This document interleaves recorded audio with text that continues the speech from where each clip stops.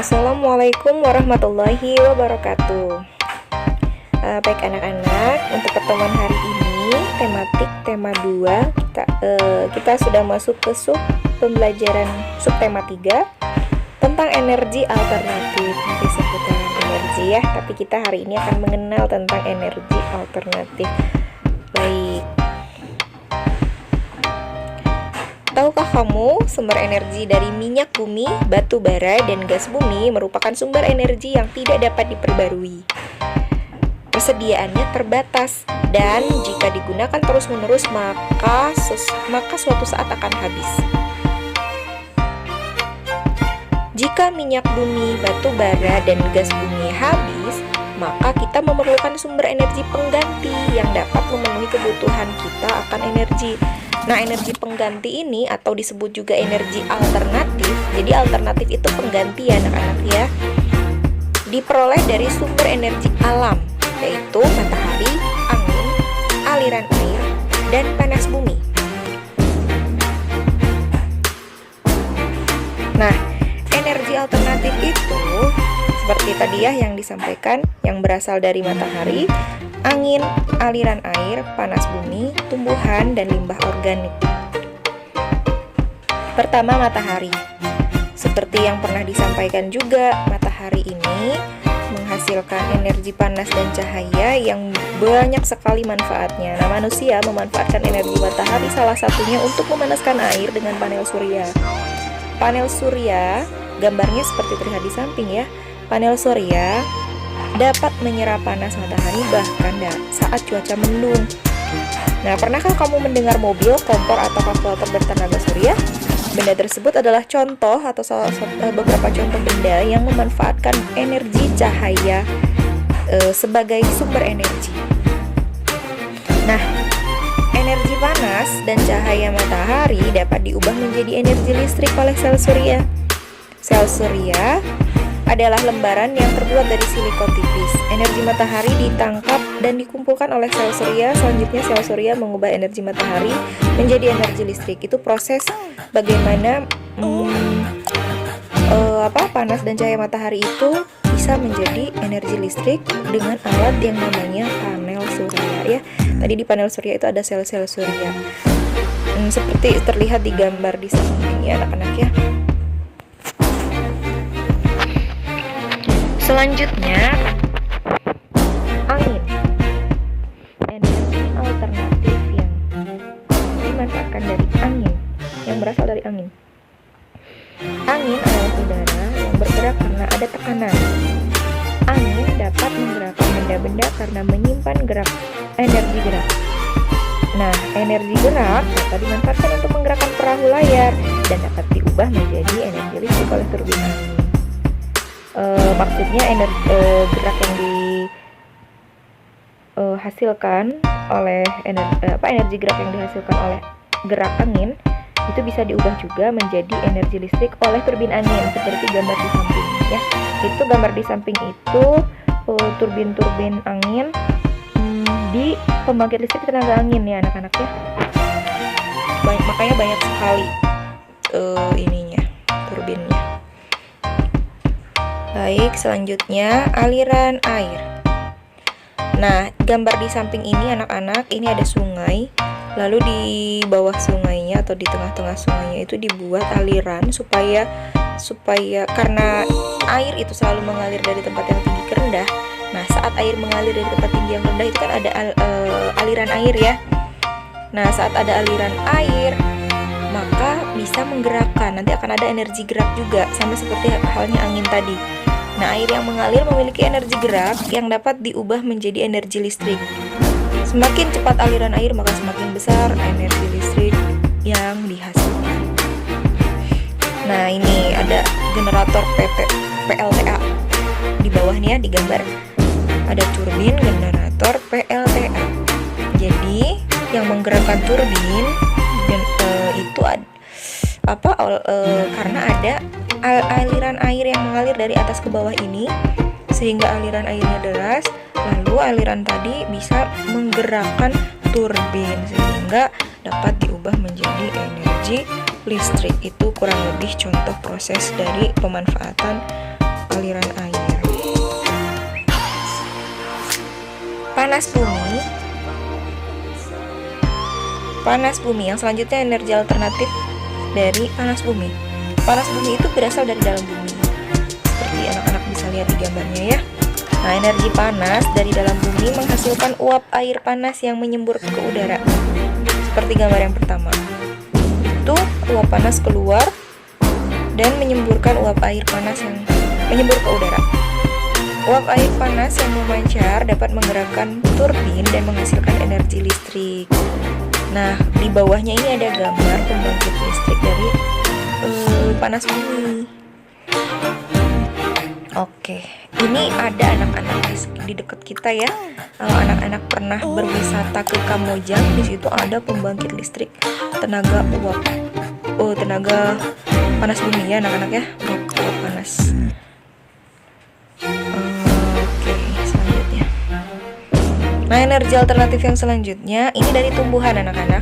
Jadi beberapa tumbuhan itu dapat dapat dibuat menjadi bahan bakar. Contohnya tanaman jarak nih, bisa jadi biofuel ya. Ingat-ingat ya, tanaman jarak bisa diubah menjadi biofuel. Nah, kelapa sawit dapat diubah menjadi biodiesel. Nih, gambar yang kedua itu kelapa sawit, yang bawah itu anak-anaknya bisa dirubah menjadi biodiesel sebagai pengganti solar. Nah, kalau solar itu kan dari minyak bumi. Minyak bumi kan tadi yang disampaikan di awal, sumber energi yang lama-lama akan habis dan tidak bisa diperbarui. Kalau kelapa sawit bisa terus ada selama kita terus menanam atau menanam tanaman kelapa sawit. Jadi ini akan terus bisa diperbaharui, makanya disebut energi pengganti atau energi alternatif. Jadi bolang kelapa sawit itu bisa diubah menjadi biodiesel namanya anak-anak ya, untuk pengganti solar. Lalu singkong dan tebu dapat diolah menjadi bioetanol. Singkong dan tebu itu bisa diubah menjadi bioetanol sebagai pengganti bensin. Wah, kebayang ya anak-anak ya, kalau kita sudah bisa mengubah singkong dan tebu menjadi bioetanol, kita tidak perlu lagi menghabiskan bensin atau minyak bumi ini, sehingga nanti kita bisa terus-terus memperbaharuinya ya. Kenapa? Karena singkong dan tebu selama kita menanamnya maka akan terus ada. Oke, selanjutnya limbah organik. Limbah organik berasal dari makhluk hidup. Limbah organik itu berasal dari makhluk hidup. Bisa dari kotoran hewan,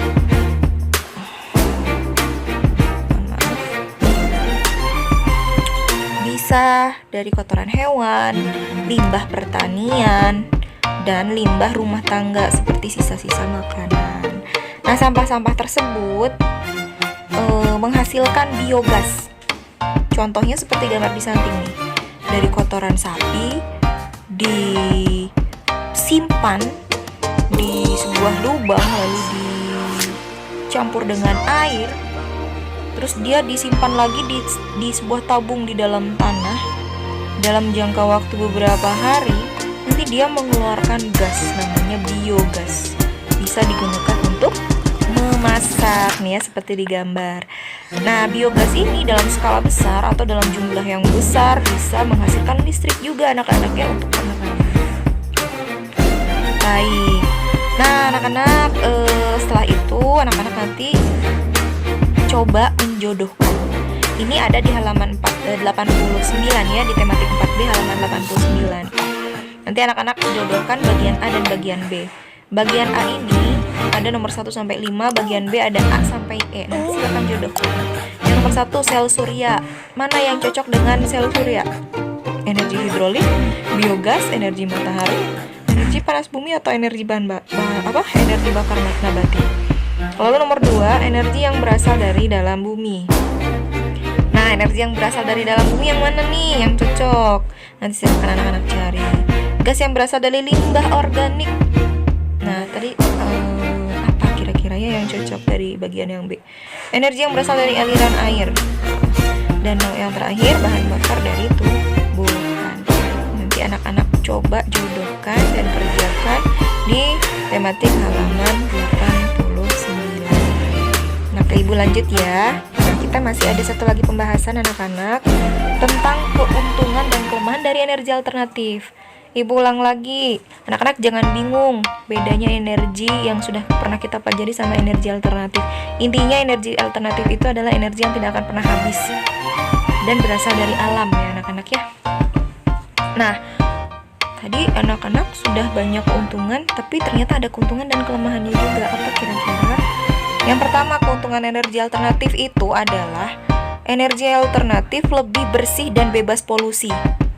Ya, bisa dilihat juga saat anak-anak melihat kendaraan, misalkan ya kendaraan mobil yang menggunakan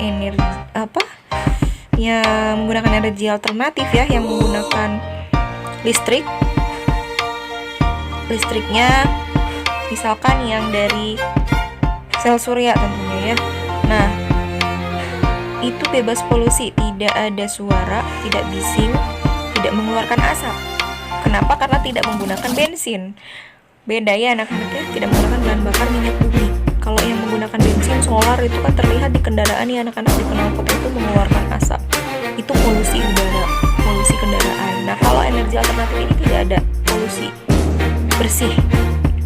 Lalu manfaat atau keuntungan yang kedua adalah energi alternatif tidak akan pernah habis seperti yang tadi Ibu bilang.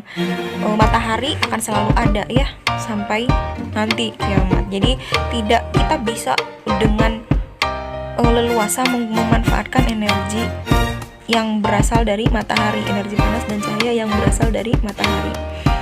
Terus kita juga tadi ada angin juga akan selalu ada. Kalau angin tidak ada, otomatis semuanya juga kita tidak bisa hidup karena memerlukan angin.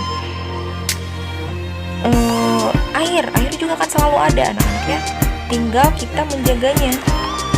Air ini, menjaga kualitas airnya ya, kalau ada insya Allah akan selalu ada air. Lalu tadi ada panas bumi juga akan selalu ada ya.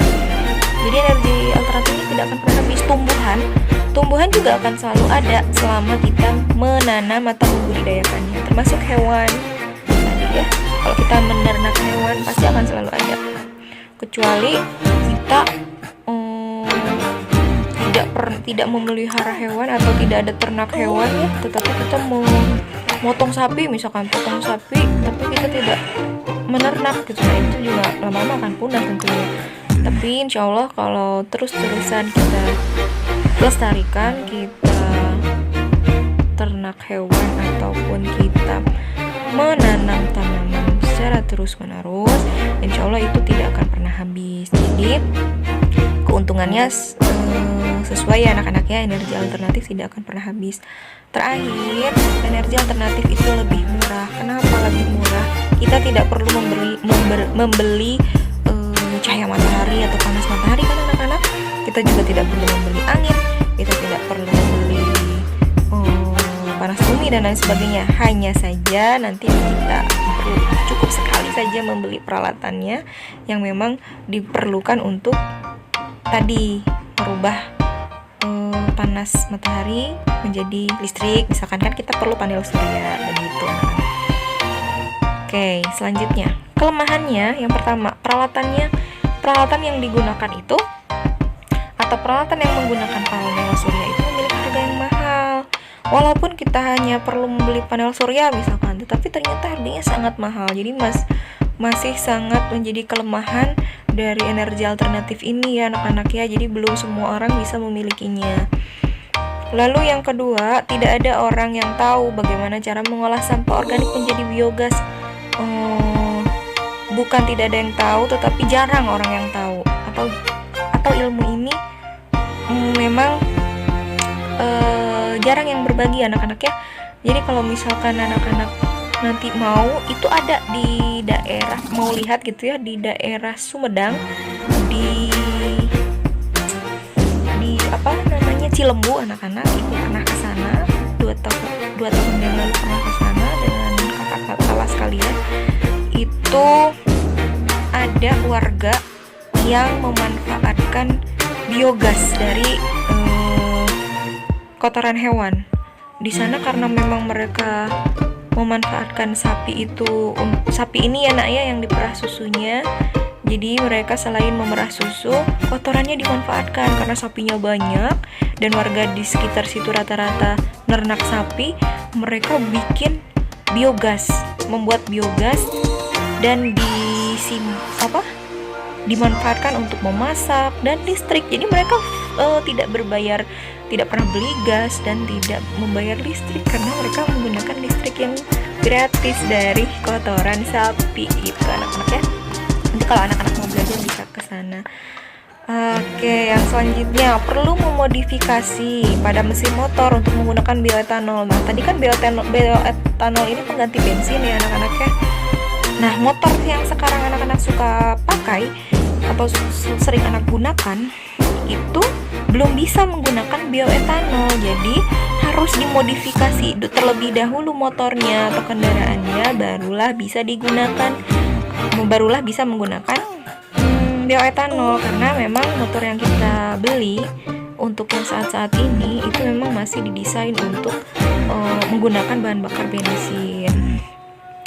Wah ya, akhirnya anak-anak, inilah tugas kita hari ini, tugas anak-anak hari ini mengerjakan tematik 4B halaman 89 yang tadi menjodohkan ya anak-anak ya, insya Allah mudah. Lalu di halaman 96 itu anak-anak nanti menjawab pertanyaan, lalu kumpulkan di Google Classroom ya anak-anak. Insya Allah materinya sudah tersampaikan semua. Anak-anak nanti bila lupa-lupa bisa lihat lagi PowerPoint-nya, bisa lihat lagi rekamannya, atau bisa juga dilihat di buku. Insya Allah sudah lengkap.